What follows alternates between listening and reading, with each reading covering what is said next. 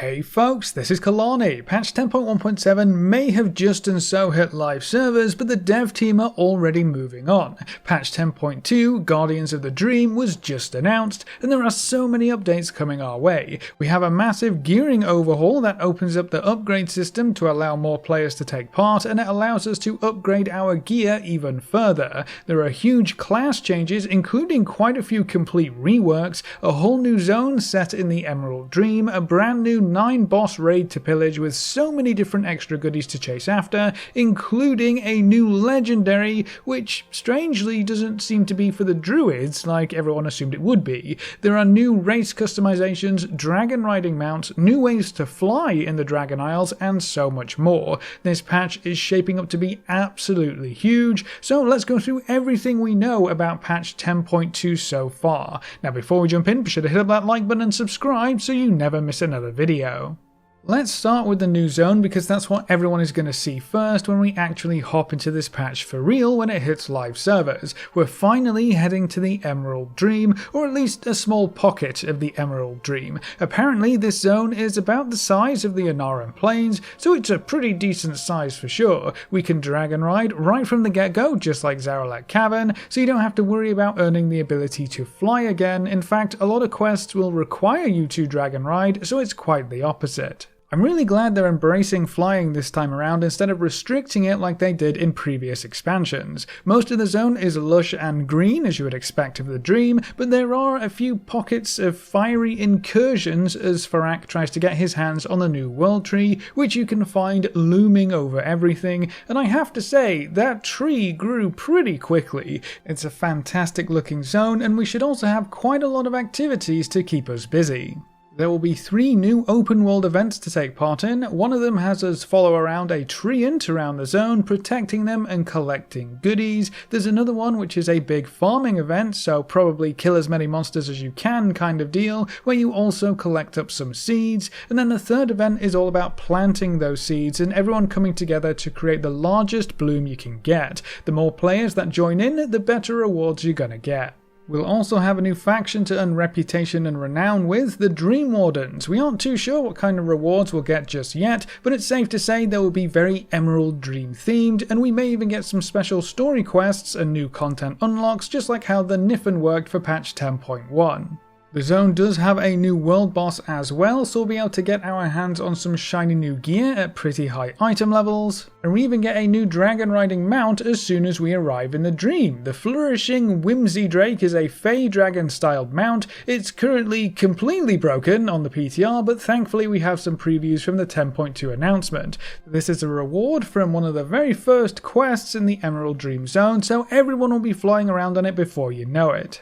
The new patch also brings an entire new raid, Emir Drasil the Dream's Hope. It's a 9 boss raid and seems to revolve around the new world tree, which makes a lot of sense. That's the true goal of this entire patch by the looks of things. We want to defend it, Fyrakk wants to corrupt it. The raid is split into several distinct wings. Some of them have been spared Fyrakk's fiery influence up until now, so we have more naturey themed bosses and environments to work through, and then other areas have been fully invaded by Fyrakk's forces, so lots of fire bosses and even some Firelands encroachment, which is very interesting indeed. The raid culminates with an encounter with the primal aspect of fire himself, and there are plenty of goodies waiting at the end of this one. There's a legendary 2-handed axe which Fyrakk seems to use. We're not too sure how this is going to work or which classes can use it or how it drops, but there's a 2-handed legendary axe for us to chase after. Fyrakk also has several mounts that he can drop or he can reward. This first dragon riding transmog is a reward from the Ahead of the Curve achievement from what we can tell, so you get to ride around on Fyrakk after you beat him on heroic mode. There's another version of this where it's basically more fiery. That one seems to be a rare manuscript drop from what we can tell, and then there's also a fiery owl mount that drops from Fyrakk on mythic difficulty, which is also a dragon riding mount. So lots of mounts to go after as well. We're also going to get all new tier sets for every class. We did get a sneak preview of these during the announcement video, but we'll dig a bit deeper here in a future video. There are so many different colours for each set, some of them look better than others, and there are actually a few other gear sets that look really cool I want to go over as well, so I want to look into those in more detail. There are also a whole bunch of special items and effects to collect from the raid, including powerful trinkets, various weapons with special effects, and a new helmet enchant which is really bizarre. This enchant does different things depending on your active role, and it's not consumed upon use. So when you get this, you can keep re-enchanting your headpieces as you replace them. I wonder how powerful this enchant is going to be. We don't have any solid info of what it does from what I can find, so we'll have to wait and see. Another very unique thing about the new raid is that we're going to have a dragon riding encounter, or at least dragon riding will be part of one of the encounters. We'll be zooming around, collecting things, dodging things, typical dragon riding stuff. I'm really excited to see how this works overall, and I am honestly not surprised at all that dragon riding is being used in at least one raid encounter before the end of the expansion. Speaking of dragon riding, we have quite a few updates there as well. We'll have several new glyphs to collect in the new Emerald Dream Zone, as well as 3 new talents to spend those glyphs on. Second Wind lets you instantly generate 1 vigor. You can hold 3 charges on a 3-minute cooldown each, so you can hold up to 3 vigor in the bank, so to speak, and just generate them whenever you need them. Wind's Respite causes aerial halt to let you hover for 4 seconds, by the sounds of things, so you can redirect yourself without immediately dropping out of the sky, and Swift Skimming lets ground skimming occur while at high speeds, giving you even more vigor generation. We're also going to get new dragon riding customization options, including some options for the Grotto Netherwing Drake, so lots of updates for dragon riding in general.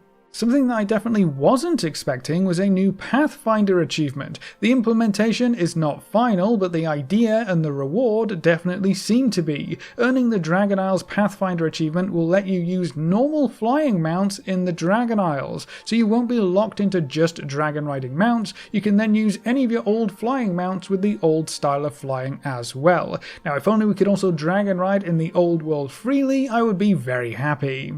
Patch 10.2 also brings us into Season 3 of Dragonflight. Obviously, we got the new raid we talked about, a new PvP season, as well as a Mythic Plus season. The dungeon pool is changing once again, and the next season has some very interesting choices. We've got the 2 wings of the Dawn of the Infinite Dungeon, so Galakron's Fall and Murazon's Rise. Then we also have Waycrest Manor, Darkheart Thicket, Blackrook Hold, the Everbloom, the Throne of the Tides, and Ataldazar all returning. I remember some of these dungeons being quite problematic back in their day, and quite a few of these are also pretty long. I think this could end up being a very polarizing Mythic Plus season, and I would love to hear what you think about this dungeon lineup for Mythic Plus in the new season. Are there any dungeons in here that you absolutely hate? Are there any that you are super excited to get back into? Let me know in the comment section below.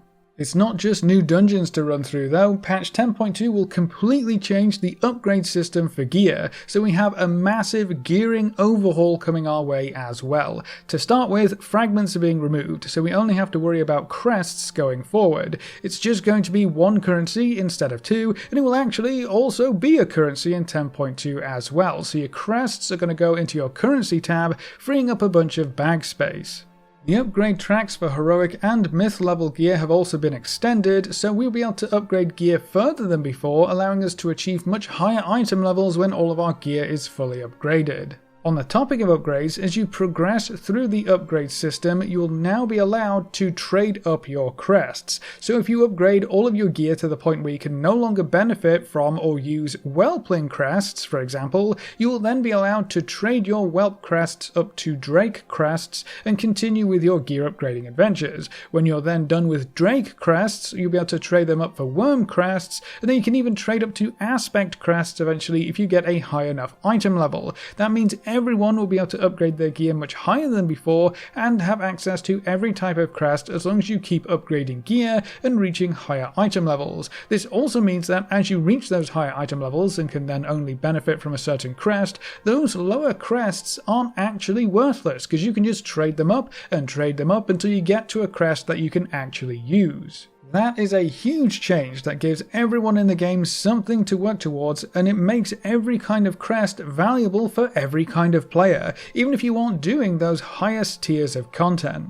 There is one kind of negative change to rein in the potential of this new freedom though. Crests are going to be capped at 90 per week, limiting you to just 6 upgrades per week of crest farming, down from the 10 per week we could get in Season 2. So while we will be earning crests slower and upgrading slower, the overall upgrade potential is higher and more accessible. Thankfully, there's another great change being squeezed in here too. When you are capped on crests for the week, doing content that would reward you with additional crests past your cap will automatically just give you the next tier down of crests. So you don't have to actively target worm crests if you're full on aspect crests, you'll get the next tier down of crests automatically, so that's really nice as well. As an interesting side note, PvP gear will now also use flight stones and crests in Season 3, and all PvP content will reward flight stones, and rated content is gonna reward you with crests. So we'll have new options for farming these currencies, and PvP players are being brought into the new upgrade system. The Great Vault is also going to see a pretty big change to help solo and world content players, or at least anyone who doesn't want to jump into harder group content. The dungeon row for the Great Vault will no longer just require Mythic Plus dungeons, you can now also fill up that row by completing standard Mythic dungeons, heroic dungeons, or even time walking dungeons, so it should be easier to get a reward in the weekly vault, even if you don't do the harder group content. Another huge change coming in Season 3 is for the Revival Catalyst. The Revival Catalyst allows you to turn pieces of seasonal gear into tier set gear to get those bonuses more reliably. Usually the Catalyst doesn't open or become available for quite a while, but that's going to change in Season 3. We're going to get the Catalyst in week 1 of the new season. That gives everyone a chance to get their tier set bonuses super early, and you'll have a reliable method of earning that 4 set bonus faster than ever before. There is one other important change here, however. Instead of getting a charge once per week, we will be limited to 1 charge every 2 weeks. That still gives us 4 charges earlier than before though, so I still think it's a net gain overall. So this means that no matter what kind of content you do, you should at least be able to get one of your tier set pieces every 2 weeks in patch 10.2. It's not just PvE updates this time though, we have some new PvP content to look forward to. The Battleground Blitz Brawl is a new queuable PvP option. It's solo queue, 8 vs 8 battlegrounds with a faster pace, so a shorter match timer and faster mount speed by the looks of things. The dev team also said this is basically the first step towards a potential solo queue rated battleground option, so we might be getting expanded solo queue rated options in the near future as well. There are also various new PvP rewards to look forward to, including new Vicious mounts for Horde and Alliance, as well as a new Gladiator full transmog mount for the Slither Drake. 10.2 also brings so many different class and talent changes, it kinda makes sense now why we didn't see too many updates come through over the course of the 10.1.7 PTR. There's so much going on here that I won't go into great detail for this video, we'll do a deep dive into it in a future video, but there are some key highlights to talk about. All 3 rogue specs are getting reworked, so huge changes coming for rogues as we head into this patch. Demon Hunters are also on the list for a big talent rework, so expect to see more changes for both of these classes when compared to everything else. It looks like Priests will see some huge changes too. Discipline is getting reworked to be easier and simpler to play, while both Power Infusion and Mass Dispel are getting some serious nerfs. Various Druid specializations are getting looked at again, and there's just a whole bunch of big class changes coming with this patch, and I'm sure we'll get plenty more before it actually goes live. There's also a huge change for how healing in general is going to work for the next patch. The dev team are specifically looking to reduce the power level and effectiveness of AoE heals and raid cooldowns while increasing the throughput of single target heals. Mana regen effects and abilities are also getting nerfed, and they want mana management to be more important. Honestly, it sounds like they want to make healing harder, which I don't necessarily agree with. Healing is already a bit of a thankless job, which has been made very evident with the lack of healers in content such as Solo Queue Arena. Season 2 has also been one of the harder Mythic Plus experiences for healers from what I've heard and experienced, so I will be interested to see how these changes impact the game as a whole. As always with this kind of thing, test what you can on the PTR and give your feedback. That's the only way we'll get a smooth experience at launch. We also have some new race customizations to look forward to. On the 10.2 banner with a list of updates, Blood Elf customizations is listed as one of the key features. In this first build we have 4 new Blood Elf hair colours to pick and choose from, but that's kind of it. With Blood Elf customization being highlighted so much, I would be surprised if they just stopped at some new hair colours, so keep an eye out on future PTR builds to see what new options we might get.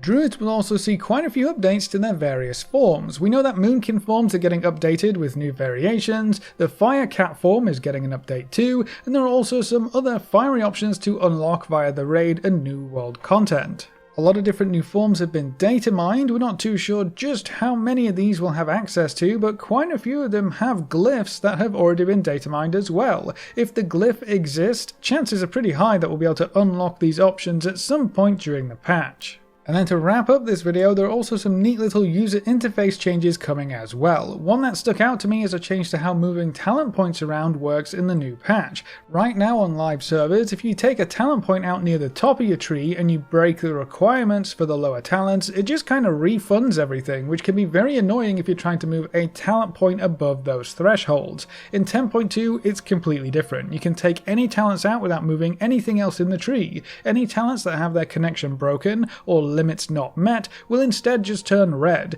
They stay in place, they don't get refunded, and you can't use that talent because it's not viable, but this change lets you fine-tune talent trees one talent at a time, even if that talent is right at the top of your tree. It's a super cool change in my opinion. And then the very last thing that I know a lot of players, or at least a lot of Night Elves, will be happy about is that we do have confirmation that the White Night Elf Heritage Armor set will be made available in-game at some point. We don't have any solid info on where it's going to come from, but at least we know that we can get our hands on it sooner or later.